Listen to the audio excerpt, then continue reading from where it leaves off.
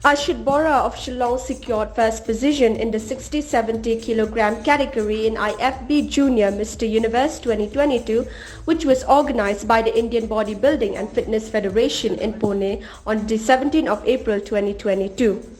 Apart from this, Ashit has also brought laurels to the state by securing the first position in the IBBFF 60th Junior Mr. and Miss India National Championship 2022 in the 65 to 70 kg weight category.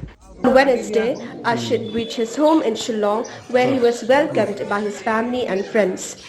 Talking to the media, he gives credit to his father and his mother who encouraged him to win this prestigious title. It is known that Ashit's father, Raju Bora, is also a bodybuilder and he has won many titles. First of all, thank you for congratulating me.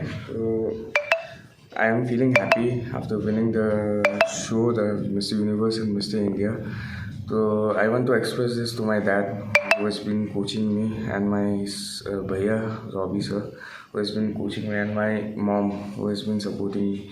These three are the pillar of my success. They have been always been supporting me from the starting. Until now, they are supporting me, whatever steps I'm taking in the future or not. Whether I want to play this competition or that competition, they are always there for me, for guiding me and supporting me.